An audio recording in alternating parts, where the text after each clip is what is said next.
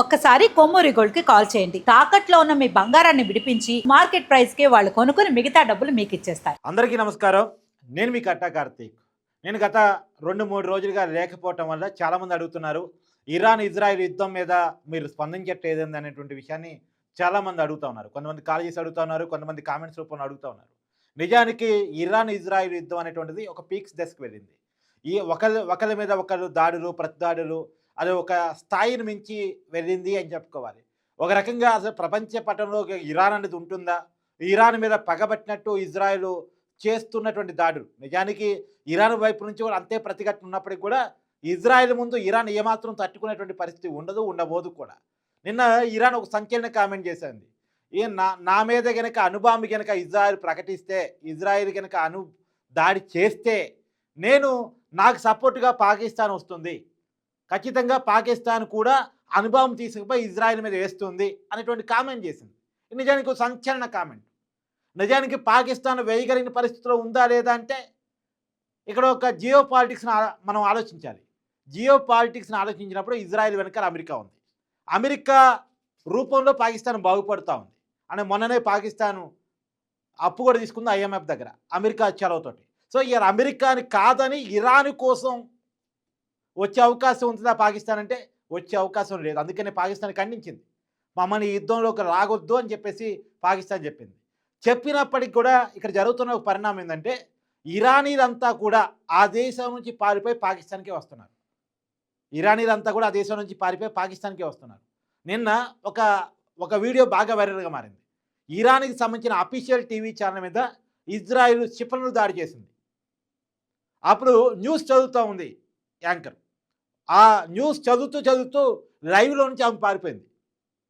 ఆ వీడియో చాలా బాగా వైరల్గా మారింది.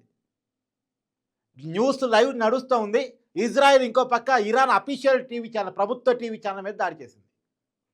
ఆ టైంలో ఆ న్యూస్ చదువుతున్న యాంకరు స్టూడియోలో నుంచి పారిపోయింది ప్రాణరక్షణ కోసం. ఇలా ఒకరి మీద ఒకరు దాడి. నిన్న ఇరాన్ కూడా ఒక 15 క్షిపణులతోటి ఏకంగా ఇజ్రాయెల్ దేశంలోకి వెళ్ళి మరీ దాడి చేసింది. ఇక్కడ ఇరాన్ చేస్తున్న ప్రతిఘటన కూడా మనం చెప్పుకొని తీరాలి. ఇరాన్ చాలా గట్టిగానే ప్రతిఘటిస్తుంది ఇప్పటివరకు. నిజానికి ఇజ్రాయెల్ ముందు ఇరాన్ నిలవకూడదు, నిలిచే అవకాశం ఉండకూడదు. కానీ ఇరాన్ ఇప్పటివరకు అయితే గట్టిగానే ప్రతిఘటిస్తుంది. ఇజ్రాయెల్ భూభాగంలోకి తన 15 క్షిపణులు పంపించింది. ఏకంగా ఇజ్రాయిల్లో ఉన్నటువంటి అమెరికా దౌత్య కార్యాలయం మీద కూడా ఇరాన్ వెళ్ళి దాడి చేసింది. ఇక్కడే ఇరాన్ కొరితో తలగొక్కుంటుందా అనుకోవాలి. ఎందుకంటే ఇరాను అమెరికా దౌత్య కార్యాలయం మీద దాడి చేస్తే ఇప్పటి వరకు ఇండైరెక్ట్గా ఉన్న అమెరికా డైరెక్ట్గా యుద్ధంలోకి వస్తే ఇరాన్కి చాలా ఇబ్బంది అవుతుంది. సరే, మొత్తంగా ఏ దేశం తప్పు ఏ దేశం ఒప్పు అంటే ఎటువైపు చూసినప్పుడు అటువైపు కారణాలు మనకు కనపడుతూ ఉంటాయి. యుద్ధంలో ఒకళ్ళు తప్పు ఒకళ్ళు తప్పు ఉండదు, ఎవరి కారణాలు వాళ్ళకు ఉంటాయి. ఇప్పుడు ఈ జస్టిఫైయింగే తప్పు. కానీ ఈ జస్టిఫైయింగ్లో ఒక విషయం మాత్రం మనం కీలకంగా ఒప్పుకొని తీరాలి.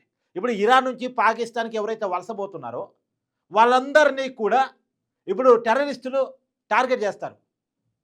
మిమ్మల్ని ఇజ్రాయెల్ తరిమేసింది, మిమ్మల్ని ఇజ్రాయెల్ మీ ఆస్తుల్ని మీ భూభాగాన్ని మొత్తం ఆక్యుపై చేసుకుంది, ఇవాళ మీరు మీ దేశం కోసం మన మతం కోసం సవిధలు కావాలని చెప్పేసి వాళ్ళకు ట్రైనింగ్ ఇచ్చి వాళ్ళని మోటివేట్ చేసి ఉగ్రవాదులుగా మార్చేటువంటి అవకాశం కూడా ఉండే అవకాశం ఉంటుంది, ఉండకపోదు. ఖచ్చితంగా కూడా అవకాశం ఇప్పుడు ఉన్నటువంటి సిచ్యువేషన్ని తమకు అనుకూలంగా కొంతమంది టెర్రరిస్ట్ సంస్థలు వాడుకునేటువంటి అవకాశం కూడా ఉంటుంది. తమ ఛాందసవాదాన్ని వీళ్ళ మనసుల్లోకి పంపించి టెర్రరిస్టుల సంఖ్యను పెంచుకునేటువంటి అవకాశం కూడా ఉంటుంది. ఇది మనం కీలకంగా గమనించాలి. ఎందుకంటే టెర్రరిస్ట్ సంస్థలన్నీ కూడా పాకిస్తాన్ కేంద్రంగానే పనిచేస్తున్నాయి. ఇవాళ ఇరాన్ దేశం నుంచి పారిపోయే వాళ్ళంతా కూడా పాకిస్తాన్కే పోతున్నారు. ఇరాన్ నుంచి ఎవరైతే పాకిస్తాన్కి పారిపోతున్నారో వాళ్ళందరిలో కొంతమందిని, అందరూ తీవ్రవాదుల భావాజాలానికి లొంగుతారని నేను అన్ను. కానీ ఎంతో కొంతమందిని చూసారా, మీ దేశం నుంచి వెళ్ళగొట్టారు, మీ ఆస్తుల నుంచి వెళ్ళగొట్టారు, మీ భూభాగం నుంచి వెళ్ళగొట్టారు. ఇవాళ మీ దేశం కోసం మీరు సమిధలు కావాలి అనే కారణం చేత కొంతమందిలోకి ఉగ్రవాద భావాజాలాన్ని పంపించేటువంటి అవకాశం కూడా ఉంటుంది. ఎందుకంటే వాళ్ళు వెళుతున్న దేశమే, వాళ్ళు వెళుతున్న ప్రదేశమే ఉగ్రవాద స్థావరం కాబట్టి, వాళ్ళు వెళుతుందే ఉగ్రవాదుల దగ్గర రక్షణ శిక్షణ కోసం కాబట్టి వాళ్ళ భావజాలానికి కొంతమంది అయినా లొంగేటువంటి అవకాశం ఉంటుంది. సో ఇదొక ప్రమాదకరం ప్రపంచానికి. సరే, ఇదంతా పక్కన పెడితే క్రూడ్ ఆయిల్ రేట్ అయితే విపరీతంగా పెరుగుతున్నాయి. ఎందుకంటే ప్రపంచంలో క్రూడ్ ఆయిల్ ఎక్కువగా దొరికేటువంటి దేశాల్లో ఇరాన్ ఒకటి. ఇవాళ ఇరాన్ మీద జరుగుతున్న దాడుల కారణంగా పశ్చిమాసియా గందరగోళానికి గురవుతున్నటువంటి కారణంగా క్రూడ్ ఆయిల్ రేట్లు బాగా పెరుగుతూ ఉన్నాయి. చమురు ధరలు ఆకాశాన్ని అంటేటువంటి పరిస్థితి. పెట్రోల్, డీజిల్ విపరీతమైనటువంటి ధర పరుగుతున్నటువంటి పరిస్థితి. రాబోయే కాలంలో కూడా ఈ రేట్లు బాగా పెరిగేటువంటి అవకాశం ఉంది. ఇప్పటికే చమురు కానీ అంటే డీజిల్ కానీ పెట్రోల్ కానీ మన దేశంలో కూడా 100 రూపాయలకు పైగా ఉన్నాయి. రేపు రాబోయే కాలంలో వీటి ధరలకి రెక్కలు వచ్చేటువంటి అవకాశం ఉంది. ఇరాన్తో క్రూడ్ ఆయిల్ విషయంలో మనకి మంచి సంబంధాలే ఉన్నాయి. ఇప్పుడు ఆ దేశం ఎదుర్కొంటున్న సంక్షోభం కారణంగా ఆ ప్రభావం మన దేశం మీద కూడా పడే అవకాశం ఉంటుంది. సో ఏది ఏమైనా ఈ ప్రభావం ప్రపంచం మొత్తం మీద అంటే యుద్ధానికి సంబంధం లేని దేశాల మీద కూడా పడే అవకాశం ఉంటుంది. తర్వాత ఇంకొక పక్క ఉగ్రవాదాన్ని పెంచి పోషించుకోవడానికి ఉగ్రవాదకు ఒక మంచి ఆప్షన్ దొరికినట్టు అనిపిస్తూ ఉంది. ఇదంతా కూడా నెగిటివిటీ. ఈ యుద్ధం వల్ల జరిగేటువంటి నెగిటివిటీ. అసలు యుద్ధం వల్ల పాజిటివ్నెస్ ఏముండదు, నెగిటివ్నెస్ ఉంటుంది. ఎవరి తప్పైనా ఎవరి దొప్పైనా ఎవరి వైపు జస్టిస్ ఉన్నా సరే యుద్ధంలో జరిగేదంతా కూడా నెగిటివిటీ ఉంటుంది, పాజిటివిటీ ఏముండదు. ఇప్పటికే మనం చూస్తున్నాం రష్యా ఉక్రెయిన్ యుద్ధం ఏ రకంగా నడుస్తుందో 2022 నుంచి నడుస్తూనే ఉంది. ఇవాళ 2025 3.5 సంవత్సరాలుగా నడుస్తూనే ఉంది యుద్ధం. ఫుల్ స్టాప్ లేదు, కామాలు తప్ప. ఇవాళ రష్యా అంటా ఉంది ఇరాన్కి ఇజ్రాయెల్కి మధ్య నేను మధ్యవర్తిత్వం వహిస్తానని. అంటే ఇక్కడ ఎవరు జియో పాలిటిక్స్ వాళ్ళే. ఎందుకు ఇరాన్ ఇజ్రాయెల్ మధ్య దౌత్య సంబంధాల్లో కనుక రష్యా ముందుకు వచ్చి చేస్తే రేపొద్దున రష్యా వైపు ఇజ్రాయిల్ అమెరికాను ఇక కొంత సపోర్ట్ చేయక తప్పదు. ఉక్రెయిన్కి ఇస్తున్న ఆయుధాలు స్టాప్ చేస్తారు. ఇదో రకమైనటువంటి ఎత్తుగడ. మనకి పాకిస్తాన్కి మధ్య ఘర్షణ దాకా వెళ్ళి మళ్ళీ కొంత స్టాప్ చేసుకున్నటువంటి విషయం కూడా మీ అందరికీ తెలుసు. సో ప్రపంచం యుద్ధాల మధ్య నడుస్తూ ఉంది. ఇప్పటివరకు ఇజ్రాయెల్ పాలస్తీనా ఒక రకంగా యుద్ధం అనుకుంటే ఇప్పుడు ఇరాన్ మీద ఇజ్రాయెల్ దాడికి కారణం ఏంటంటే ఇరాను అణు ఆయుధాలు తయారు చేసుకుంటున్నా అనేది ఇప్పుడు ఇజ్రాయెల్ చేస్తున్న ఆరోపణ. అంటే ఇరాను ఎలాంటి పర్మిషన్ లేకుండా అణు ఆయుధాలు తయారు చేసుకుంటుంది అని. మరి ఇరాన్ చెప్తుంది మేము అణు ఆయుధాలు తయారు చేసుకోవాలి కదా, ఎప్పటికప్పుడు మా మీద దాడులు జరిగినప్పుడు మాకు రక్షణ కావాలి కదా అని వాళ్ళు చెప్తారు. మరి అసలు అణు ఆయుధాలు తయారీకే పర్మిషన్ లేదు కదా. ఇట్లా ఎవరి వైపు చూసినప్పుడు వాళ్ళ వైపు కారణాలు కనపడుతూ ఉంటాయి. కానీ మొత్తంగా ప్రపంచం మాత్రం తీవ్రమైన సంక్షోభంలో ఉంది అని చెప్పక తప్పదు. సరే మొత్తానికి కేవలం ఇరాన్ ఇజ్రాయిల్ వరకే చూసినప్పుడు కూడా రేపు ఇరాన్ ప్రపంచ పటంలో కనపడే అవకాశం ఉంటుందా? ఎందుకంటే ఇరాన్ ప్రధానమంత్రిని ఖతం చేస్తేనే యుద్ధం ఆగుతుంది, ఇరాన్ ప్రైమ్ మినిస్టర్ని లేకుండా చేస్తాం, ఈ భూమి మీద లేకుండా చేస్తామని చెప్పేసి ఇజ్రాయిల్ గట్టిగానే ప్రతినిబోనింది.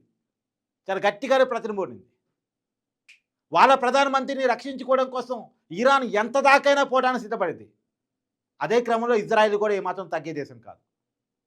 ఒకవేళ ఇది అణ్వాయుధాలు దాకపోతే అణు యుద్ధం అనేది అంత ఇది కాదు, అక్కడ దాకా పోయిద్దని నేనైతే అనుకోవట్లేదు. ఒకవేళ అణు యుద్ధమే ప్రకటించబడితే ఇరాన్ మీద, ఇరాన్ అనేది ప్రపంచ పటంలో కనపడే అవకాశం ఉండదు. ఇప్పటికీ ఇరాన్ జరుగుతున్న నష్టం అంతా ఇంత కాదు. ఇరాన్ రాజధాని మీద గత 2 రోజులుగా తీవ్రమైనటువంటి యుద్ధం నడుస్తూ ఉంది. తీవ్రమైన క్షిపణుల దాడి నడుస్తూ ఉంది. సామాన్య ఇరాన్ పౌరులు కూడా అనేక మంది చనిపోతూ ఉన్నారు. సామాన్యమైన ఇరాన్ పౌరులు కూడా చాలామంది చనిపోతూ ఉన్నారు. తీవ్రమైన దాడి చేస్తూ ఉంది ఇజ్రాయెల్. ఇజ్రాయెల్ దేశం చిన్నది అయినప్పుడు కూడా వాళ్ళకున్న టెక్నికల్ సామర్థ్యం కానీ యుద్ధ వాళ్ళ సమర్థత కానీ అలా ఇలా ఉండదు. ఇజ్రాయెల్కున్న టెక్నాలజీ, వాళ్ళకున్న సమర్థత ఇరాన్ని మట్టు లేకుండా చేయగలిగేటువంటి కెపాసిటీ ఆ దేశానికి ఉంది. ఇప్పుడు ఆ భయంలోనే సగటు ఇరానీలు ఉన్నారు. ఏదేమైనా చూడాలి యుద్ధం ఎక్కడి వరకు వెళ్తుంది. ప్రపంచ పట్టణంలో ఇరాన్ లేకుండా చేరే వరకు వెళ్తుందా, లేకపోతే ఇరాన్ ప్రైమ్ మినిస్టర్ని ఖతం చేసే వరకు వెళ్తుందా చూడాలి. రాబోయే కాలంలో ఏం జరుగుతుంది, లేదా ప్రపంచం కలగ చేసుకొని వీళ్ళని శాంతింపజేసేటువంటి ప్రయత్నం ఏమైనా చేస్తారా లేదా చూడాలి.